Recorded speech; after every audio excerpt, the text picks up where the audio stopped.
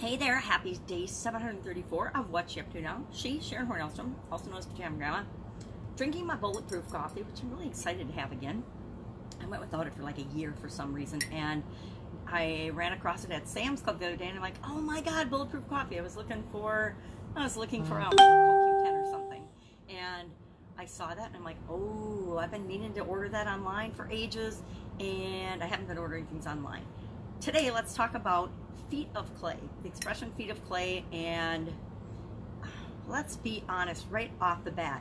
Every single one of us, every human being, everybody listening to me, everybody that you see, everyone we ever come in contact with, everyone in history, every single human being, we all have flaws. We all have faults. We all have things that we're not awesome at. We all have mistakes that we've made. We all have things that we've learned as we've lived our lives and had experiences.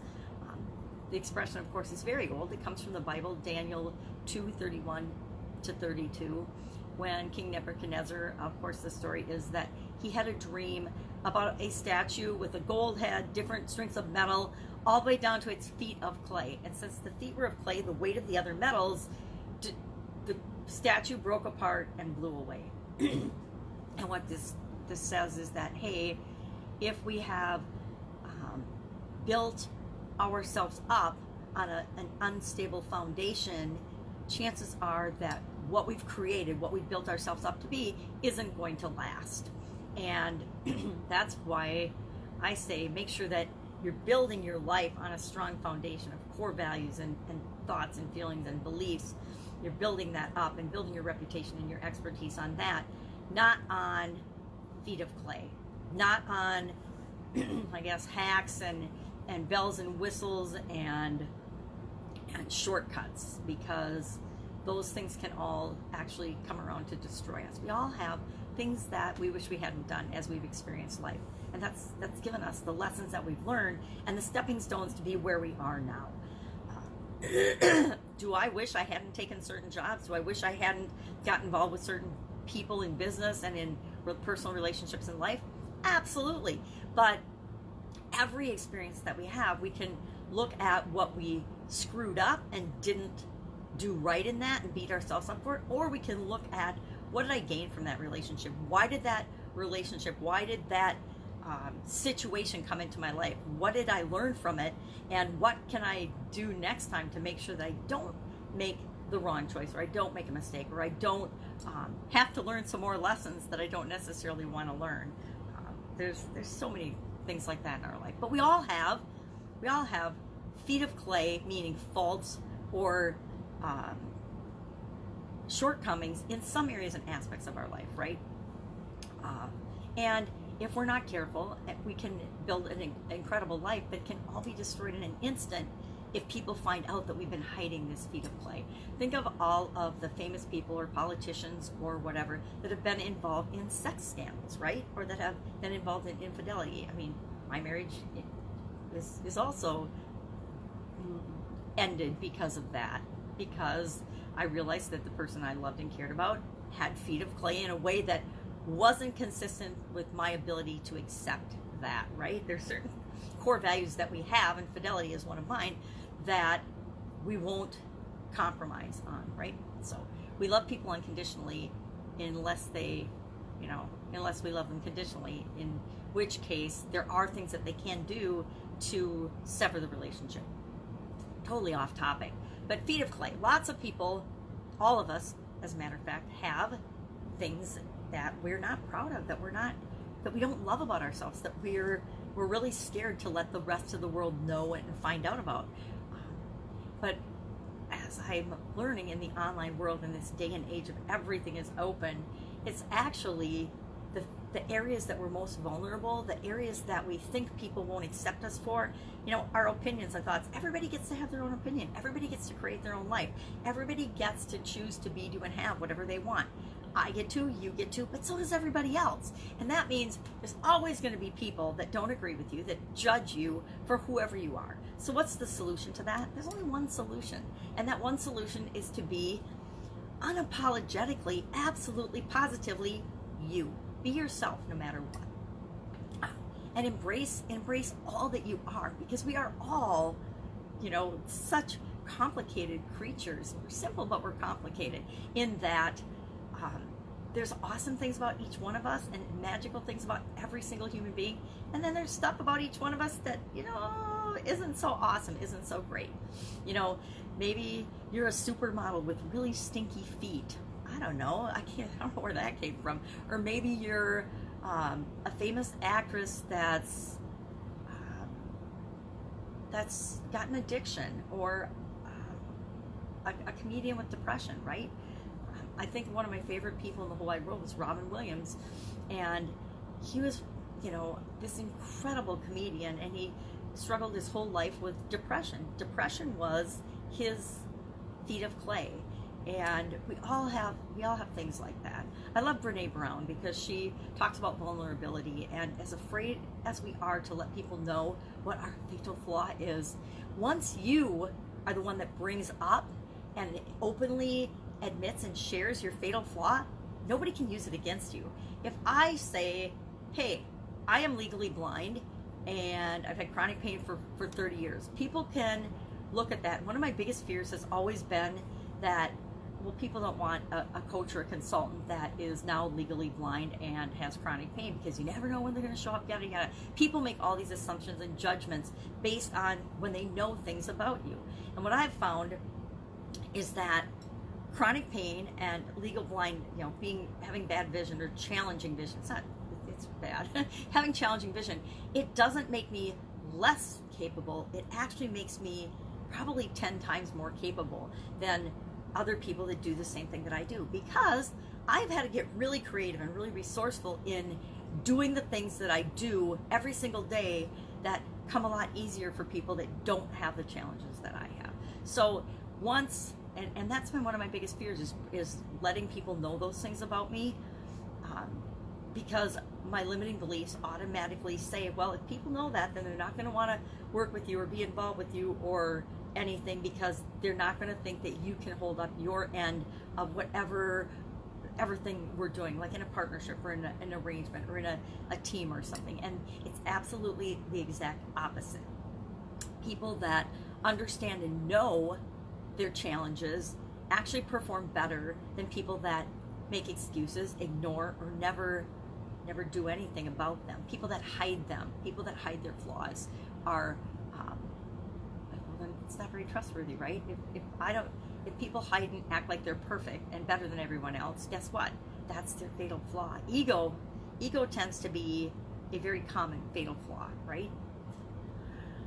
But we all have an ego, and our ego tries to protect us. So our ego will try to hide everything from everybody, when it's the things that are different and special about us that are the things that differentiate us and actually attract the people to us that we're supposed to be engaged with, we're supposed to be working with, we're supposed to have relationships with, we're supposed to touch their lives, and they're supposed to touch our lives. And the only way people can know that is if they know who you really are. So I've got this big drive in me to encourage people to just be themselves, figure out how and what you want your life to be, and create that. But only you can do that. Nobody can do it for you. You can't do it for anyone else. As much as we wish we could do it for our kids or our significant others or for people that we love and care about, we can't do it. Everybody has to choose and do these things for themselves. So feet of clay, I love this expression.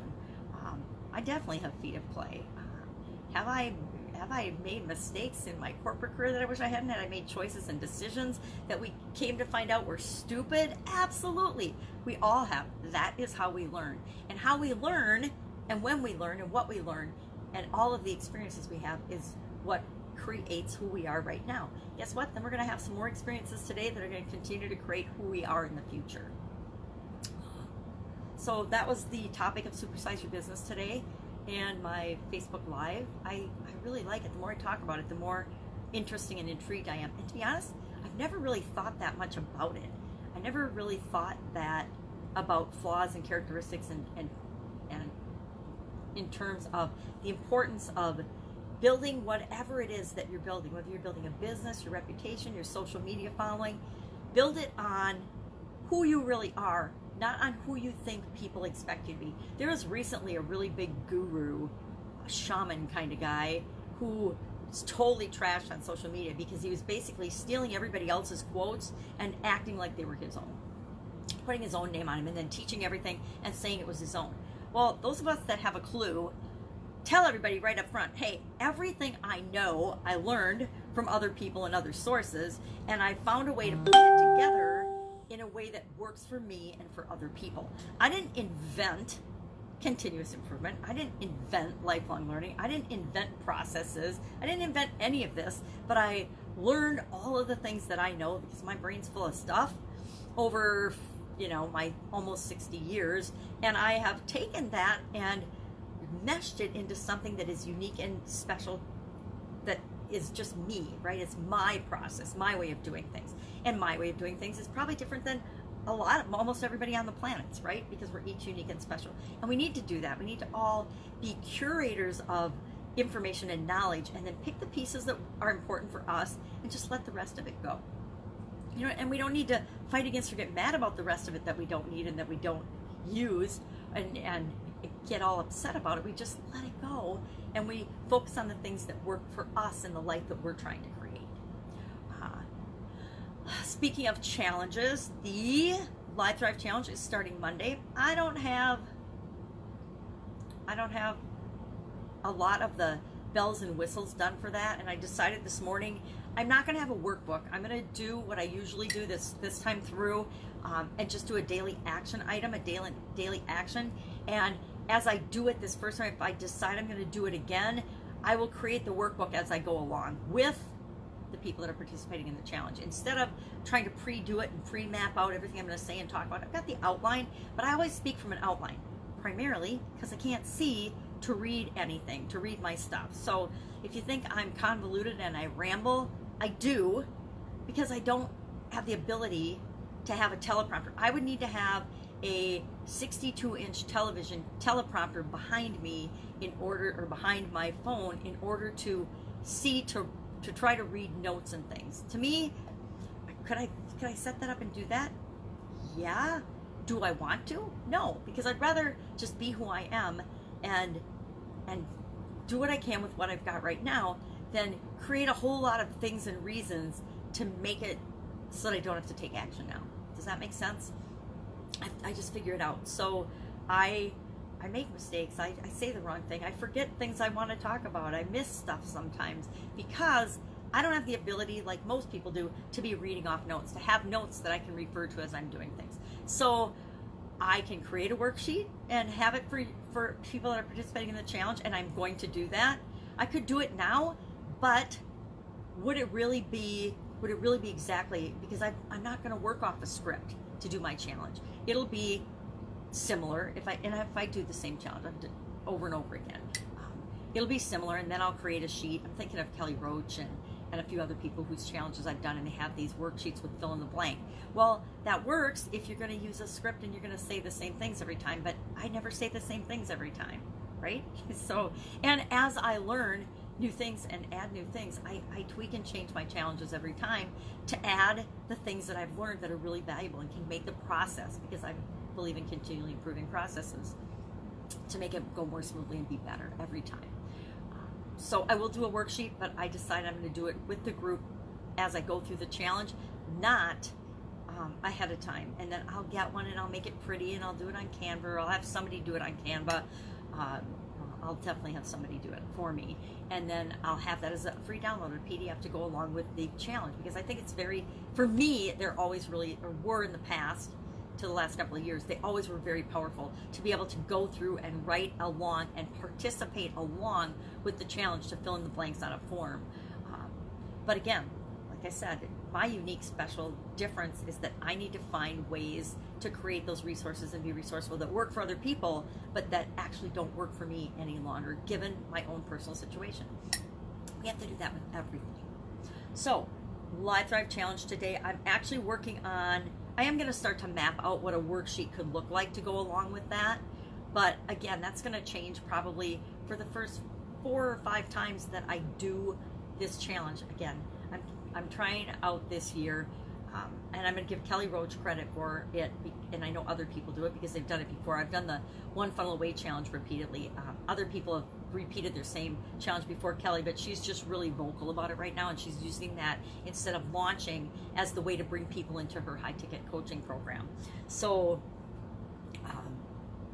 again, Kelly's an example of somebody that gets stuff like all of us do from a whole lot of sources. We put it together and we create something unique and special that meets our customers' needs, our specific customers' needs.